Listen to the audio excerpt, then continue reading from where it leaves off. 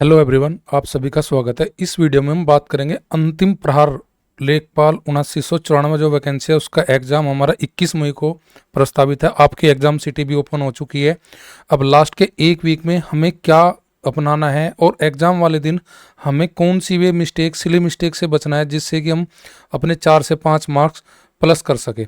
इस वीडियो में हम बात करेंगे कि सिली मिस्टेक से हम कैसे बचा जा सके। देखो, इसमें सिली मिस्टेक हम भी करते हैं, आप भी करते हैं, सभी करते हैं। जो मनुष्य है वो गलतियों का पुतला कहा जाता है। तो जो स्टूडेंट पेपर में कम सिली मिस्टेक करेगा उसके चांस सिलेक्शन के सबसे ज़्यादा होंगे। तो वे कौन सी कॉमन मिस्टेक है जो हम पेपर में बैठने के बाद करते हैं, उनसे कैसे बचा जा सकता है, इस वीडियो में आपके साथ में शेयर करूंगा।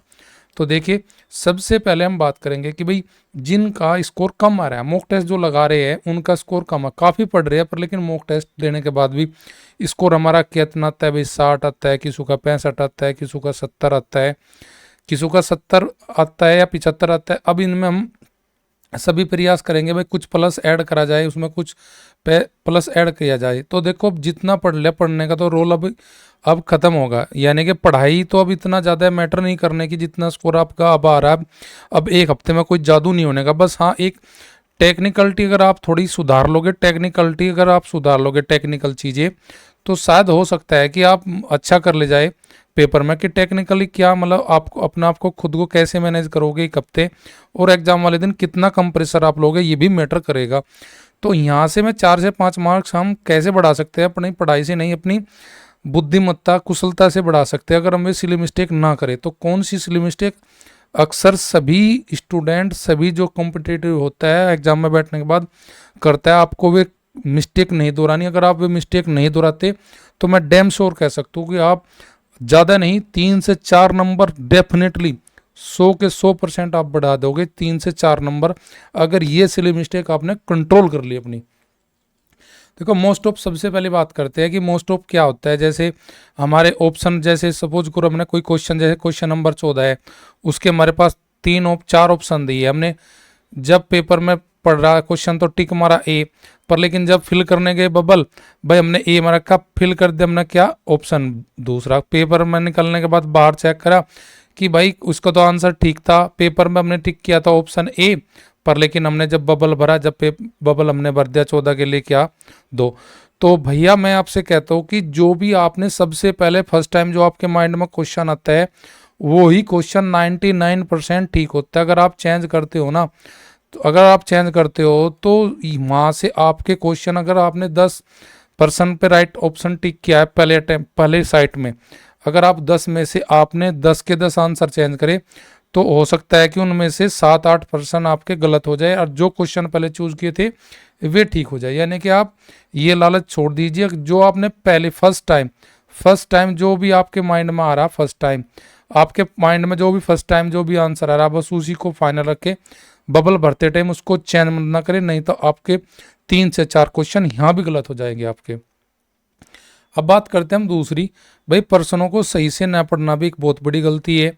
अक्सर भाई दिया था पेपर में नहीं है या है, इसकी हम आपको इस चक्कर में बहुत सारे क्वेश्चन ऐसे होते हैं कि एक दो क्वेश्चन हम पेपर को ढंग से ना पढ़ने बाद 1 या 2 क्वेश्चन पर बिल्कुल लिपट जाते हैं। अब पूछा था नहीं, हमने सोचा लगा दिया हाँ है, यानी कि पूछा था नो पूछा था, हमने आंसर टिप कर दिया किसके हिसाब से, यस के हिसाब से।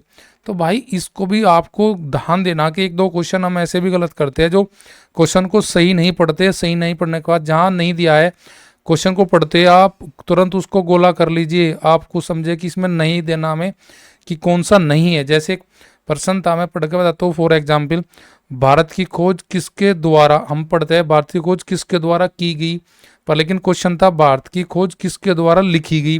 डिस्कवरी ऑफ इंडिया के लेखक है आपके जवाहरलाल नेहरू, पर लेकिन हम पढ़ते हैं सेंटेंस क्या, भारत की खोज किसके द्वारा की गई, तो वास्को डी गामा लगा देगा। पर लेकिन पूरा क्वेश्चन जल्दबाजी में पढ़ने के कारण उसका जो उत्तर जवाहरलाल नेहरू देना था उसका आंसर देते हैं हम क्या, वास्को डी गामा। तो पेपर को, क्वेश्चन को आप, मैं कहता हूँ 2 नहीं 3 बार पढ़ो, 3 बार पढ़ो, जब तक समझ में नहीं आता पढ़ते जाओ, पर लेकिन क्वेश्चन को सही पढ़ो, जिसके कारण आप 1-2 क्वेश्चन जो गलती करते हैं, क्वेश्चन ढंग से दिया कुछ रहता है, आपने पढ़ कुछ लिया, जैसे आपने गलत पढ़ा ऐसे गलत आप आंसर ले जाओगे। उसके बाद पेपर को अटेम्प्ट करने की भी एक रणनीति होती है, कुछ होती है। जैसे हमारे अंडर क्वेश्चन है लेखपाल में, आपके पास 2 घंटे का टाइम है, यानी कि 100 क्वेश्चन आपके पास टोटल, और 120 मिनट है। तो मैं कहता हूँ कि 120 मिनट को 3 जगह डिवाइड कर लीजिए आप। पहले 60 मिनट, 30 मिनट और जी 30 मिनट। यानी कि पहले 60 मिनट में आप वे क्वेश्चन लगाओ जिन पर आप 99% बिल्कुल श्योर हो, बिल्कुल राइट। वे पहले 1 घंटे में आप वे क्वेश्चन अटेम्प्ट करो 100 में, जो बिल्कुल आपको कंफर्म पता है कि इनका आंसर आपका ये राइट होगा। उसके बाद अगर आप पहले 60 मिनट में अगर 50 क्वेश्चन भी ठीक कर लेते हैं, उसके बाद आपके पास जो बचे 50%, उनके लिए क्या करो, जिनकी 2 ऑप्शन एलिमिनेट हो रही, 2 ऑप्शन कट रही, 2 ऑप्शन बच रही, 50-50 का केस आ रहा, तो 50-50 वाले केस को आप अटेम्प्ट करो अगले 30 मिनट में। 30 मिनट में आप कम से कम ऐसे क्वेश्चन 25 क्वेश्चन भी अगर आप लगा लेते हैं, उसके बाद आपके पास बची वे सवाल 25 से 30 क्वेश्चन अगर यहाँ कर लेते हो, अगले जो हमारे पास बचे 20-25%, उनके लिए अगर आपके पास पता है कि भाई ये क्वेश्चन हमारे पास ऑप्शन 4 दी गई थी और उसकी हम ऑप्शन केवल एक ही एलिमिनेट कर पा रहे, और बी, सी और डी में से कोई भी आंसर हो सकता है। यानी कि कहने का मीन्स होगा कि यहाँ पे आप केवल 1/3 यानी कि 1/4 यानी कि 25% श्योर हो कि आपकी, पर लेकिन 75% आपको नहीं पता।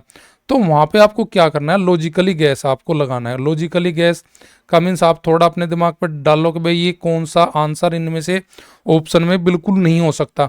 तो अगर लॉजिकली गैस अगर आप करोगे, यहाँ भी आप अच्छा कर ले जाओगे। जो क्वेश्चन आप 5-7 क्वेश्चन छोड़ देते हो कि भाई बिल्कुल नहीं होने का, वहाँ भी आप अपना माइंड लगाओ, उनमें से भी 2-3 क्वेश्चन निकालने की कोशिश करो।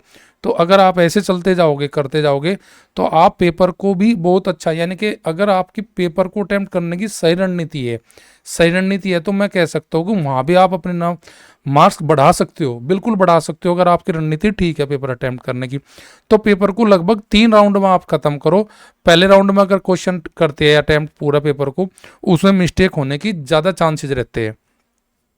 और सबसे लास्ट बात जो मैं बताता हूँ वो बताता हूँ जी, PYQ को नज़रअंदाज करना। मुझे पता है सेम एज इट क्वेश्चन नहीं आते PYQ से, पर लेकिन सेम एज इट नहीं आते, पर लेकिन उनसे हमें एक आइडिया मिलता है PYQ पढ़ने के बाद कि एग्जामिनर का माइंड सेट कैसा है। आइडिया मिलता है कि उसका एग्जामिनर का माइंड सेट कैसा है। जैसे क्वेश्चन दिया था, क्वेश्चन के हमारे पास 4 ऑप्शन दी गई थी, हमें ऑप्शन 4 भी, ये हमें इनकी भी इंफॉर्मेशन गैदर करनी है। अगर इनकी इन्फॉर्मेशन हम गैदर करके थोड़ा अपना आपको कर लेते हैं इनहेंस, तो मैं कह सकता हूँ यहाँ से भी आपको PYQ से भी डायरेक्टली इनडायरेक्टली 4 से 5 क्वेश्चन आपको आराम से डायरेक्टली इनडायरेक्टली ऑप्शन को, अगर आप ढंग से उनकी ऑप्शन को भी क्वेश्चन बना के पढ़ोगे, तो वहाँ से आप क्वेश्चन बना लोगे। उनके डाटा से क्वेश्चन आपको ऐसे मिल जाएगा कि 4-5 क्वेश्चन आप अटेम्प्ट कर ले जाओगे। तो बस ये बात ध्यान रखना कि लास्ट का जो हमारे पास आज 12 मई है, हमारे पास 12 मई है, तो आपके पास 8 दिन है। तो मैं कहता हूँ 8 दिन में आप PYQ को कम से कम 2 घंटा दो, 2 आवर्स PYQ दो, उन्हें बिल्कुल अलग तरीके से पढ़ो, ऑप्शन को भी क्वेश्चन बना के पढ़ो, तो जरूर बेनिफिट आपको होगा। और इन द एंड सबसे बाद में मैं जो बात करता हूँ वो बात करता हूँ जी, आप पेपर को लेके ज़्यादा ये ना हो कि भाई अत्यधिक प्रेशर लेके जाने के बाद वहाँ क्वेश्चन भी आप गलत पढ़ रहे, कैलकुलेशन भी गलत कर रहे। अरे भाई, fear of failure and success का अपने अगर दिमाग में लेकर रखोगे, तो वहाँ पे चांसेस है कि आप क्वेश्चन को ढंग से ना पढ़ने के, या कैलकुलेशन गलत कर दोगे, या आपको क्वेश्चन पढ़ने में प्रॉब्लम बनेगी, आपका फोकस लैग करेगा। तो भाई बिल्कुल बिल्कुल लो प्रेशर में जाओ।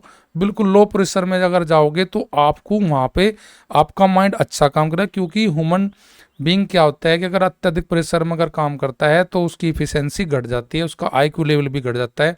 तो बस मैं आपको ये कहता हूँ कि फियर ऑफ फेलियर आप अपने माइंड से ख़त्म करें। अगर आपका सिलेक्शन होना होगा, आपके लक में अगर ये नौकरी होगी तो आपको मिल जाएगी। अगर आपके लक में यहाँ नहीं होना होगा, आपका सिलेक्शन आप कितना भी पढ़े हो नहीं होने का। अगर आपका होना होगा तो जितना आपने पढ़ा उसमें हो जाएगा। अब ज़्यादा अपने आप को प्रेशर करने की कोई ज़रूरत नहीं है।